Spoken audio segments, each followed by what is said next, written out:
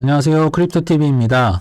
투자를 하다 보면 이거 무조건 오른다며 너만 알려준다는 친구나 전문가 혹은 그 회사 직원을 접하기 마련입니다. 유럽의 워런 버핏이라는 코스톨라니 역시 겪었던 일이었는데요. 그는 이 내부 정보를 가지고 어떻게 판단을 하고 투자를 해서 몇 배를 벌어 들였는지를 한번 가벼운 마음으로 살펴보도록 하겠습니다. 일단 코스톨라니 책은요, 재미없는 부분을 찾기가 매우 어렵습니다. 뭐 지혜가 있거나 아니면 유머나 위트가 있거나 둘 중에 하나인데요. 그 정도로 코스톨라니 책은 한번 다 읽어보셨으면 좋을 것 같고요. 그 중에 한 책이 이제 코스톨라니의 투자 노트라는 책이었습니다. 거기에서 약간은 이해하기 힘든 대목이 있더라고요. 일단 내부자가 추천하는 자사주는 고려하지 않는 것이 좋다. 통상적인 생각과 반대되는 개념이죠. 왜냐하면 그 회사의 이제 대표나 뭐 임원들이 그 회사 주식을 사면 이제 정말 뭐가 있는 거다 하면서 따라서 사라고 하는 게 일반적인 생각인데 지금 코스톨라니는 반대의 말을 하고 있는 겁니다. 그래서 좀 더 살펴보면요. 그들이 속한 기업에 대해 속속들이 잘하는 건 사실이다. 이 내부자라는 건 그 회사 대표, 뭐 임원, 뭐 회계 담당자 이런 분들 얘기하는 겁니다. 당연히 잘 알겠죠. 그러나 자본시장의 발전 양상은 그런 정보와는 연관성이 떨어지더라. 그러니까 주식과 꼭 연관이 있진 않더라. 또한 그들의 판단이 항상 옳은 것도 아니더라. 내 경험상 내부자의 권장과 거의 반대인 결정을 내려야 할 때가 많았다. 근데 투자 노트 성격이다 보니까 짧게 얘기를 하고 실제 사례를 얘기를 안 해주시더라고요. 그래서 좀 아쉬웠는데 다른 책에서 그 실제 사례를 찾았습니다. 그래서 그 얘기를 한번 소개를 해드리려고 합니다. 그 책은 이제 돈이란 무엇인가라는 책이었고요.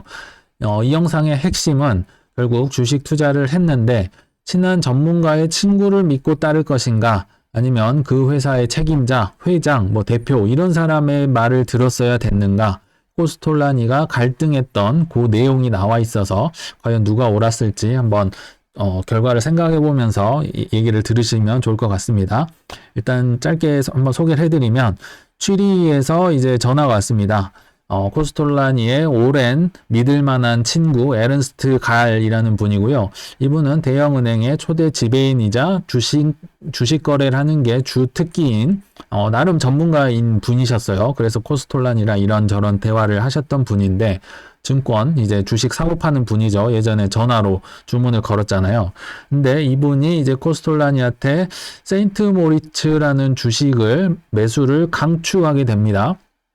그러니까 코스톨라니가 그 이유가 뭔데 했는데 무조건이야 무조건 오르게 돼 있다고 구체적인 이유도 얘기하지 않고 엄청 흥분은 해 있죠. 근데 가격은 또 40프랑에 육박했다고 합니다. 보통 육박이라는 말은 많이 이제 올라왔을 때 하는 말이 육박했다고 표현을 하죠. 근데 이분이 나름대로 믿을만하고 친한 분이어서 코스톨라니도 그렇게 이제 생각을 거절하기가 주식 매수 거절하기가 좀 어려웠던 것 같아요. 그래서 결국 코스톨라니는 162프랑의 이제 주식을 1차 매수를 결정을 합니다. 얼마나 샀는지는 안 나와 있지만 그렇게 많이 샀던 것 같진 않아요. 그리고 가격도 지금 말이 안 되죠. 40프랑에 육박에 했는데 한참 후에 샀다는 게 162프랑 4배가 올랐던 가격에 샀다는 거죠. 그러니까 코스톨라니도 머리가 쭈뼛쭈뼛 했겠죠. 사긴 샀는데 그래서 생각을 한 거죠. 전화를 끊자마자 갑자기 이 회사의 책임자 회장님이 갑자기 생각이 납니다. 나랑 많이 통화도 하고 투자 조언도 공유했던 그분이 있었지. 이제 생각이 난 거예요. 그래서 그분한테 전화를 하게 됩니다. 그분은 최고의 권위자이자 이 회사 회장님 조지 헤레일이라는 분이었습니다. 이분으로 말할 것 같으면 이 회사의 실질 책임자이자 남부항공산업단체의 총수이자 카라벨이라는 회사의 창립자이자 심카라는 모임의 회장이자 크라이슬러의 부회장이자 또 회계 전문가였어요. 회계는 누구보다 잘 아는 소위 정말 권위자이자 전문가였던 거죠. 그래서 이분한테 얘기하면 정확한 정보를 얻을 수 있겠다 생각하고 코스톨라니가 물어봤는데 뜻밖의 답을 하십니다. 주식시장 시세는 모두 잘못돼 있다. 더군다나 당신이 산 그 주식은 장부가액이 40프랑에도 못 미칠 것이다. 지금 160 몇 프랑에 샀는데 이런 얘기를 하는 겁니다. 게다가 배당금 지금 가망성은 전혀 없더라. 지금 사람들은 무모한 투기를 하고 있으며 취리 사람 전체가 미친 것 같다. 이렇게 혹평을 하죠. 이런 권위자이자 이 회사의 뭐 대표, 회장님이 이렇게 강경한 말투로 얘기를 하셨고, 뭐 이건 팩트인 것 같죠. 지나치게 주가가 올랐다고 하는데 이건 맞는 것 같아요. 왜냐하면 벌써 4배가 올랐잖아요. 근데 여기서 코스톨라니가 어떤 결정을 할지 이제 생각을 해봐야 되는데요. 일단 다음 날에 전화를 하죠. 아까 그 은행 친구 있죠. 전문가 친구한테. 그래서 전화를 하기 시작합니다. 근데 그 친구는 약간 비아냥대죠. 코스톨라니 자네 겁쟁이더구만. 더 사라고 했더니 사지도 않고 벌써 165프랑이야. 너 어쩔라 그래. 지금 이런 얘기를 하는 거죠. 근데 코스톨라니 분이 약간은 웃으시면서 얘기를 합니다. 내가 어제 헤레일 회장이랑 이러한 얘기를 했는데 이런 얘기를 하시던데 이렇게 있었던 얘기를 다 해줍니다. 그러니까 이 은행 친구 이 갈이라는 분이 이제 당황하기 시작하죠. 큰일 났구만.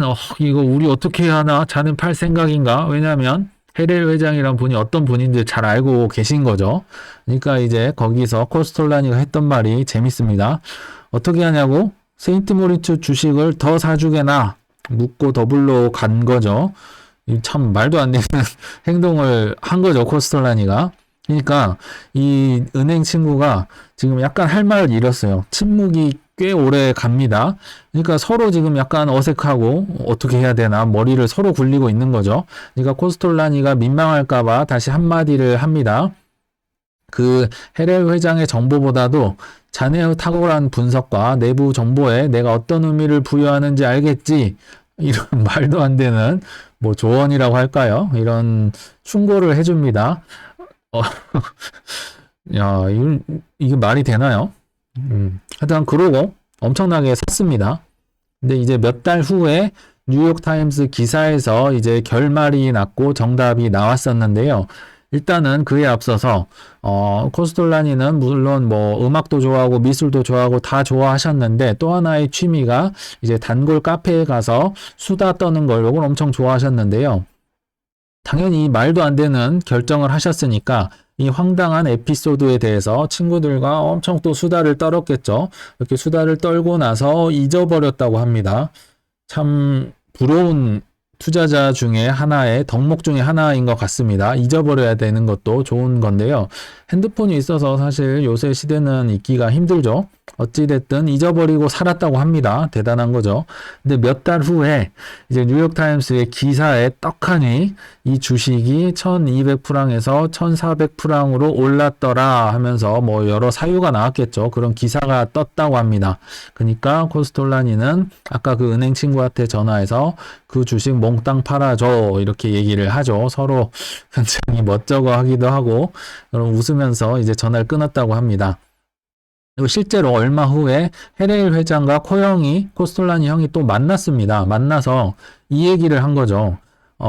과거 에피소드를 얘기하니까 헤레일 회장이 파한대소를 했다고 합니다. 진짜 내가 그랬다고? 뭐 이렇게 얘기를 했어요. 결국은 이 얘기는 무슨 얘기를 하고 싶냐면 아무리 탁월한 회계 분석가이자 뭐 회장님이자 뭐 내부 전문가라 하더라도 이분도 영국의 이 회사, 아까 주식 올랐던 그 회사 있죠. 이 회사가 영국의 보워터라는 회사에 인수합병이 됐다고 하는데요. 인수합병이 됐다는 말은 그 이제 합쳐지는 회사가 보통은 당하는 회사가 주가가 많이 오르죠. 기대감 때문에요. 근데 그 회장님도 영국의 합병 계획을 당일날 들었다고 합니다. 몰랐다는 거죠. 그리고 인수합병 계획이 없다고 하더라도 이 주식은 끝없이 올랐었죠. 사실 이 전부터요. 그러니까 결론은 전문가 할아버지가 와도 모른다는 거죠. 내부 정보 잘 알고 있다고 해도 맞추는 건 어렵다. 이 얘기를 드리려고 이 스토리를 가져왔고요. 그래서 제가 나름대로 결론을 한번 맺어봤습니다.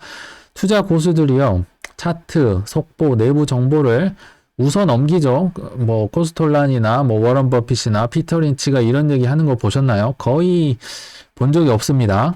웃어 넘기는 이유가 있다는 거죠. 다 겪어보니까 부질없다는 얘기를 지금 하는 거예요. 그래서 이제 코스톨라니가 이런 얘기 합니다. 주식 투자에도 초현실주의가 필요하다. 뜬금없는 얘기를 하죠. 피카소 그림, 뭐 이제 ADHD를 겪었을 거라고 현대 정신과 의사들이 얘기를 해준 건데요. 이건 그러니까 제가 붙인 겁니다. 근데 어찌됐든 이 피카소의 말도 안 되는 그림이 왜 찬사를 받는가? 막 뭐 코가 두 개 있고 뭐 다리가 뭐 머리 위에 있고 뭐 이런 그림들이 있죠. 말도 안 되는 그림이 찬사를 받고 굉장히 비싼 가격에 팔립니다.